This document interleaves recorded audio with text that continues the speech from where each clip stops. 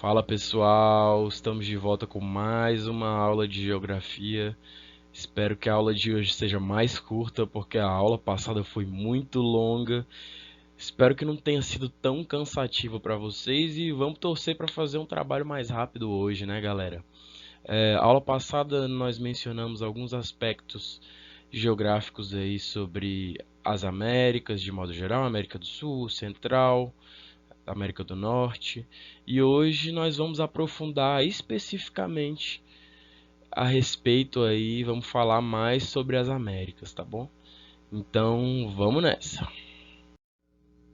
Então, pessoal, o primeiro aspecto aí fundamental, quando a gente fala das Américas, a gente está mencionando, está fazendo menção direta aí às Américas do Sul, Central e do Norte. E quando a gente considera as Américas como um continente só, a gente está falando nada mais, nada menos do que o segundo maior continente em área do mundo. Então é um continente que está ficando apenas atrás da Ásia. Nosso continente é muito grande e muito diverso. Aí em economia, cultura, paisagens, enfim. Bom, acredito que todos aqui lembrem da aula passada quando a gente comentou sobre as zonas climáticas do planeta. Bom, olha só como a América é grande aqui, como as Américas juntas são grandes. Quando a gente está falando aqui das Américas, a gente está juntando as três, hein? América do Sul, Central e do Norte. E olha só, a gente tem aqui embaixo no mapa, estão achando o Brasil aqui? Pois bem, abaixo do Brasil tem a Argentina, e do lado da Argentina aqui tem o Chile. Pois bem, a gente vai subindo, a gente vai atravessar o Trópico de Capricórnio, a linha do Equador, o Trópico de Câncer, enfim, a gente está passando aqui por climas temperados e por clima tropical, tá bom, pessoal? Então, atravessa aí uma faixa bem diversa de climas aí. O continente americano não é apenas um gigante quando a gente está falando de território, mas é também um gigante populacional. Ele conta aí com mais de 1 bilhão de pessoas vivendo no continente e é o terceiro continente mais habitado depois da Ásia e da África. E pessoal, além do volume imenso de pessoas, a América é também um continente diverso em termos de etnias. Primeiramente, vamos falar dos povos originários, né, daqui. A gente vai falar dos indígenas, dos povos pré-colombianos e depois dos grupos que chegaram da Europa, dos grupos de povos escravizados, né, dos escravos trazidos da África, dos indígenas que foram escravizados aqui, por exemplo, de alguns grupos que receberam algum tipo de incentivo para migrarem para o país, como por exemplo italianos, alemães, e os próprios portugueses também. Acredito que eu já tenha mencionado aqui nos slides anteriores que a América ela é dividida em América do Sul, Central e América do Norte. E aí a diferença entre essas Américas é basicamente a seguinte: a gente tem a América anglo-saxônica, que é a parte da América do Norte, que principalmente fala ali inglês, e tem a América Latina, que é a América dos povos que falam idiomas derivados do latim, como o nosso português, como o francês e o espanhol. Galera, acredito que todo mundo aqui vai lembrar da aula passada, quando a gente comentou sobre o eurocentrismo, sobre os europeus e a sua necessidade ali de estar sempre contando a história a partir apenas da versão deles, né? Eles não consideravam outras versões da história. Pois bem, olha só que interessante. Alguns estudos eles estimam que há cerca de 15 mil anos atrás, povos vindos da Ásia chegaram aqui até o continente americano e que deram origem aí aos povos aqui, aos primeiros povos que habitaram o nosso continente. Só depois, em 1492, que Cristóvão Colombo chega até a América e batiza aí o nosso continente com o nome de América, em homenagem a Américo Vespúcio, que foi quem percebeu que havia outras terras além de Europa. Vocês devem lembrar também que na aula passada a gente deu ali uma pincelada sobre economia. A gente estava falando sobre os níveis de desenvolvimento dos países no mundo, né? A gente falou ali sobre os países do norte, países do sul, países desenvolvidos e subdesenvolvidos, né?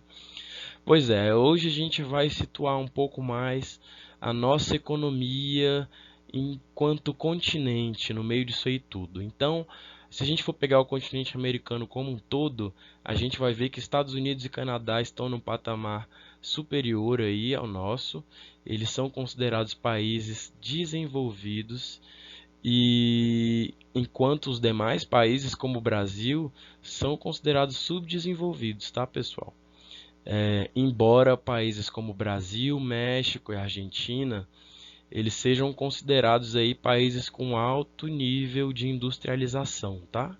De produção industrial. Só que, no entanto, esses países aí, as principais e maiores empresas atuando nesses países são empresas estrangeiras, são multinacionais, né, de capital multinacional. Então são empresas de países ricos que vêm para cá buscando aí uma mão de obra barata e às vezes ali uma flexibilidade maior, pagar menos taxas, procuram ali legislações ambientais mais flexíveis, já que aqui ainda em alguns aspectos é tratado aí como terra de ninguém, né? Então eles buscam isso aqui nas nações subdesenvolvidas, tá bom? Bom, então o continente americano aí tem dois grandes tratados aí, grandes acordos comerciais, grandes blocos econômicos, que são o NAFTA, né, que é composto por Estados Unidos, Canadá e México, e o Mercosul, que são os outros, né, os renegados aí. E tem o México como membro observador, né? Mas a gente tem aqui entre os renegados do NAFTA, Brasil, Argentina, Uruguai, Paraguai e Venezuela. E aí tem como membros associados Bolívia, Chile, Peru, Equador e Colômbia, tá bom? Então, esses blocos econômicos, eles tentam favorecer aí os acordos entre os países desse continente. Então, teoricamente, eles buscam facilitar o fluxo de mercadorias, de dinheiro e as taxas mais flexíveis entre esses países membros dos blocos econômicos, tá bom? E agora vamos falar um pouco sobre os aspectos físicos do continente americano. Vamos ver o que a geografia física tem para nos dizer a respeito dos aspectos e das características naturais das Américas, né? A primeira observação é que é uma terra geologicamente antiga e que veio sofrendo alterações conforme o tempo foi passando e, por exemplo, a gente tem aí cadeias de montanhas como Cordilheira dos Andes aí que foram formadas através ali do encontro entre as placas tectônicas, né? E que aí o derramamento de magma foi ali ocasionando, produzindo ali a formação, uma cadeia de montanhas mesmo. Mas isso é assunto para outro dia, né, pessoal? É muito aspecto que a gente vai falando, muita coisa que vai empolgando, mas isso é assunto para outro dia. A gente também tem aí, por exemplo, planícies, a gente tem planaltos, aqui como o nosso Planalto Central, a gente tem uma diversidade muito grande aí de paisagens também, a gente tem desertos, tem florestas, isso tudo dentro do mesmo continente, isso aí é muito bacana de se pensar, né? E outro aspecto muito legal também, que mostra a diversidade do continente americano, é a variedade imensa de climas que o continente tem, né? São pelo menos 10 climas, são pelo menos 10 tipos diferentes de clima que vão desde o polar até o semiárido, do nordeste do Brasil, por exemplo, e na região ali do México, enfim, são muitos climas variados aqui, mediterrâneo, temperados, tropicais, equatoriais, muitos outros, né? Então, é realmente um continente muito diverso, esse continente americano. aprofundando um pouco mais aí nos diversos relevos do nosso continente, a gente pode dar destaque aí a, ao contorno que é dado ali pela Cordilheira dos Andes e pelos planaltos residuais norte-amazônicos e os planaltos e serras do Atlântico Leste e Sudeste, né? Aí também entre essas regiões tem áreas de planícies também, formadas aí por grandes bacias hidrográficas, como a Amazônica, do Orinoco e do Rio Paraná, né? Olha que bacana, esse mapa aqui mostra como o relevo do continente americano é singular, né? É especial.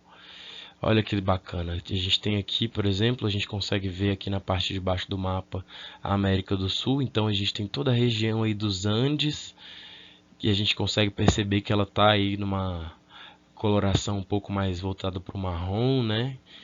Quanto mais voltada para o marrom aí nesse mapa, maior é a altitude, né? Mais voltada para o marrom, para o vermelho. E quanto mais verde e mais azulada, mais baixa aí a altitude. Então, esse mapa topográfico ele mostra justamente isso, as variações de altitude no continente. E olha lá que legal, a gente tem toda uma cadeia montanhosa aqui na América do Sul e também outra cadeia montanhosa numa região parecida aqui também no oeste do continente da América do Norte também. E aí a gente tem lá as montanhas rochosas, os montes Apalaches, né? Ali desde o território ali da América Central até o extremo norte da América do Norte, né? Então, realmente muito bonito. Olha esse mapa aqui que interessante, ó. Ele traz algumas características que falam não apenas sobre o relevo, mas de uma forma que o relevo ele tem uma conexão às vezes com variações climáticas. Olha que legal. Vamos acompanhar aqui no mapa comigo, ó. Tem aqui o Brasil representado e grande parte dos países da América do Sul. Agora a gente pega o Brasil e vai indo para a esquerda em direção ao Oceano Pacífico. Lembrando, o Atlântico está aqui à nossa direita, o Pacífico está à esquerda, né?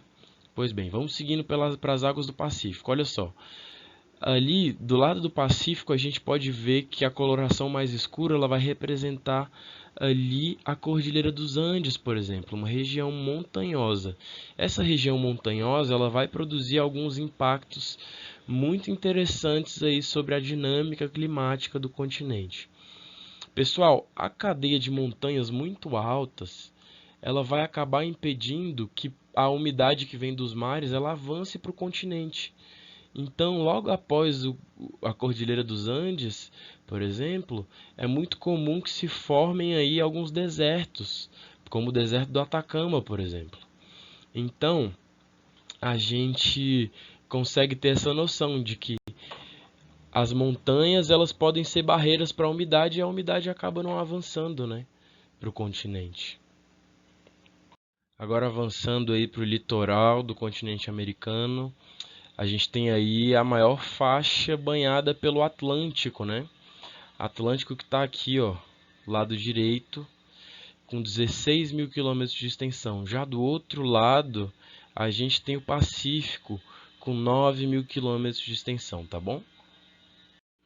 E é falando sobre água que a gente entra agora no assunto hidrografia.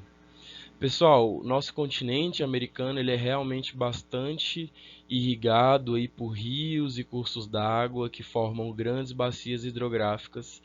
E a gente tem um destaque aqui específico, eu vou falar só dele por enquanto, que é a bacia amazônica, que é a maior bacia hidrográfica do mundo. Essa bacia concentra então cerca de 20% de toda a água doce do planeta. Então, pessoal, essa bacia é na área dessa bacia, por exemplo, que vivem aí as populações ribeirinhas, né? Aquelas populações que vivem ali nas casas flutuantes, por exemplo, que vivem da economia da pesca e da subsistência ali a partir da pesca. E a maior parte dessa bacia está situada no nosso território, no território brasileiro, e é o maior sistema de rios do nosso país, formado aí pelo Rio Amazonas e seus afluentes, como o Rio Negro, por exemplo, que é muito conhecido, o Juruá, Purus e o Madeira.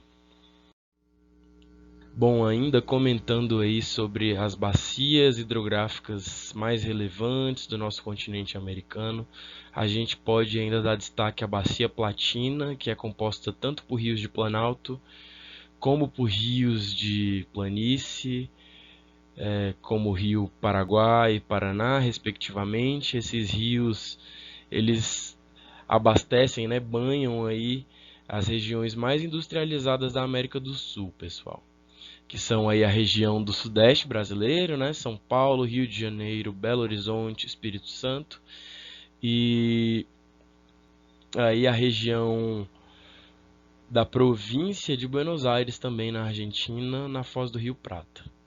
Já nos Estados Unidos, a gente tem as bacias dos rios Mississippi e Missouri, que compreendem também, abastecem, banham grandes áreas nas planícies centrais dos Estados Unidos. E aí uma observação interessante, pessoal. Olha só, essas três bacias aqui, ó, Amazonas, Orinoco e Paraná, elas banham em conjunto uma área superior a 11 milhões de quilômetros quadrados. Frisando aqui, destacando que grande parte desses milhões de quilômetros quadrados são banhados apenas pela bacia do Amazonas, tá? Agora falando sobre os lagos também na América do Sul, a gente pode pontuar que a maior parte desses grandes lagos, os maiores lagos, né, sul-americanos, eles estão aí na região dos Andes, tá bom? E o maior deles é o Titicaca, que fica entre a Bolívia e o Peru.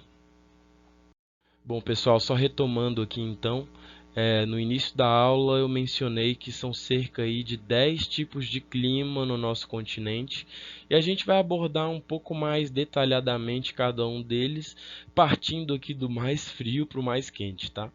O mais frio de todos é o clima polar, tá? E quando a gente pensa em clima polar, a gente realmente pensa em neve, a gente lembra do urso polar, né? Que é branquinho ali da cor da neve, e é exatamente isso. As temperaturas anuais médias são sempre negativas, e esse tipo de clima ele vai ocorrer ali no norte do Canadá, no extremo norte do Canadá, no norte do Alasca e na Groenlândia, tá? Já o clima frio ele vai acontecer vizinho ali um pouco abaixo do clima polar, tá? No Canadá, especificamente, ali, você vai ter uma temperatura média anual de 10 graus, de cerca de 10 graus ali. Então, assim, você tem um inverno que é frio pra caramba e você tem um verão que ainda é frio. E aí isso vai dar, se você for estabelecer uma temperatura média para o decorrer do ano, você vai chegar numa média de 10 graus, ou seja, é frio o ano inteiro. Aqui a gente tem mais definições de climas que ocorrem no nosso continente americano. Alguns aqui são bem interessantes para a gente comentar. Eu não vou comentar todos, até para que não fique tão cansativo para vocês. Mas eu recomendo que vocês pausem o vídeo para acompanhar direitinho a definição de cada um. Olha só que interessante. A gente tem o frio de montanha, que é predominante aí nas regiões montanhosas, né? De montanhas rochosas. Então a gente tem, por exemplo, a ocorrência desse tipo de clima na Cordilheira dos Andes. E aí a temperatura não fica alta não, ela fica entre ali 5 graus Celsius e 15 graus Celsius positivos, tá? A gente tem os climas temperados, que a gente já mencionou, que tem ali uma variação maior entre verões quentes, úmidos e invernos frios e secos, né? Então a gente tem clima subtropical também, que ele acontece ali entre as zonas temperadas e tropicais, aqui no Brasil, por exemplo, e no sudeste norte-americano. O clima tropical, que a gente já conhece, o equatorial, que é mais quente ainda e mais úmido também, que eu não sei se vocês lembram da nossa laranja. Laranja voltou aqui, ó. Vamos supor que a faixa do clima tropical ela seja aqui, ó, nessa margem. O clima equatorial ele está exatamente aqui no meio, ó. São os climas aí mais quentes e mais chuvosos do mundo, tá, pessoal?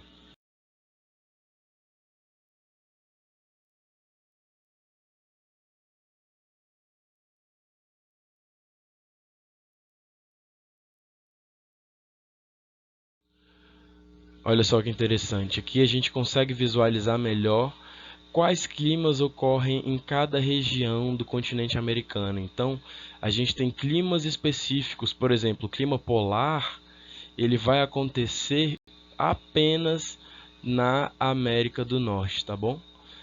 Que é onde tem Alasca, Groenlândia, Canadá. E o clima temperado também, ele vai acontecer no sul do Canadá, em parte do Alasca e norte dos Estados Unidos, tá, pessoal? Esses climas, eles não vão acontecer, por exemplo, na América Central e nem na América do Sul também. Então eu recomendo que vocês deem uma olhada com atenção, podem pausar o vídeo para poderem fazer essa leitura aí. Eu não vou ler tudo porque Ave Maria, ninguém merece a minha voz por tanto tempo, não é mesmo? Mas eu acho interessante que a gente dê uma olhadinha para que a gente não saia daqui pensando, por exemplo, que existe clima polar no sul do Brasil. Isso não acontece, tá, pessoal? Não aceitem. Se alguém um dia falar isso para vocês, é mentira. Bom, então falando agora especificamente daquela América da qual a gente se sente parte mesmo, né? Que é a América do Sul, vamos frisar algumas coisas. Então, aí maior parte do continente fica abaixo da linha do Equador, né? Sendo que a América do Sul é banhada aí pelo Mar do Caribe, então aqui em cima ali a gente tem Guiana, Suriname, essa parte ela é banhada pelo Mar do Caribe, pelo Oceano Atlântico aqui, ó, nessa costa aqui leste do Brasil, e na costa oeste ali, onde vai ter o Peru e tal, o continente é banhado pelo Pacífico, tá, pessoal? Pelo Oceano Pacífico. A gente ainda tem a oeste a cadeia dos Andes, né, a Cordilheira dos Andes, que a gente já mencionou, que ela pode chegar até 6.700 metros de altitude em alguns pontos, e aí ela vai desde a Venezuela, passando por toda a parte aí ocidental da América do Sul, e vai seguindo ao seu extremo aí meridional, tá, pessoal? Já no norte a gente tem então, no norte da América do Sul a gente tem a floresta amazônica, que está aqui em sua maioria no território brasileiro, mas tem a Amazônia também em outros países aqui do nosso continente. A gente tem aí, por exemplo, o Pantanal, o Chaco boliviano também, que é semelhante, são terrenos alagados aí, tem planícies, cerrados aqui como no centro-oeste.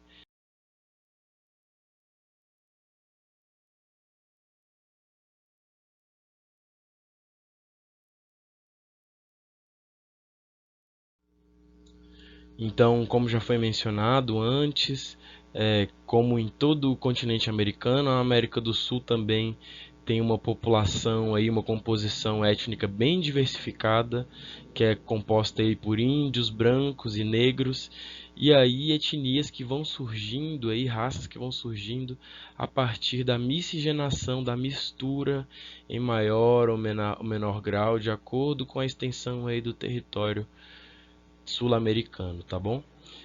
O Brasil. A América do Sul é composta então aí por 12 países, que são Brasil, Argentina, Uruguai, Paraguai, Bolívia, Peru, Chile, Colômbia, Equador, Venezuela, Guiana, Guiana Francesa, que está faltando aqui no slide, e Suriname, tá bom?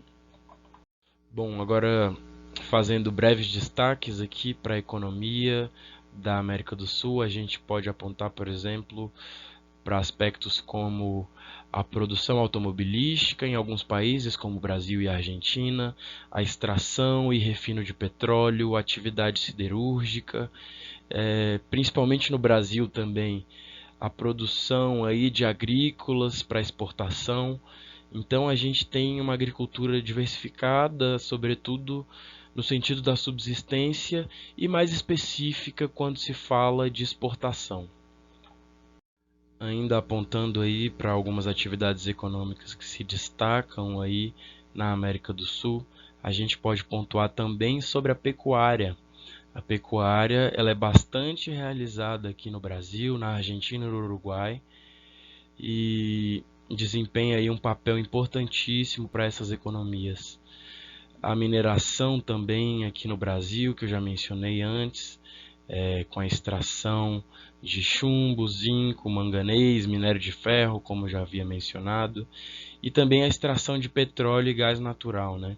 A Venezuela também se afirma aí como um forte detentor de reservas de petróleo.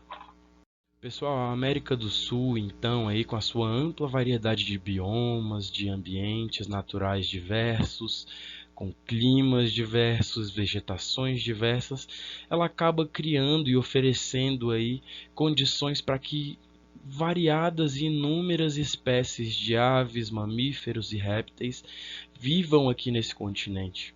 Eu vou trazer aqui dois exemplos muito interessantes que só acontecem aqui em países da América do Sul. O primeiro deles é o mico-leão dourado, né, que ele só acontece na Mata Atlântica, aqui no Brasil, e as tartarugas gigantes lá na ilha de Galápagos, no Equador. São espécies que realmente só acontecem aqui na América do Sul, e isso demonstra como o nosso continente é também berço e lar para uma ampla variedade de espécies e contribuindo aí para uma biodiversidade muito mais rica no nosso planeta.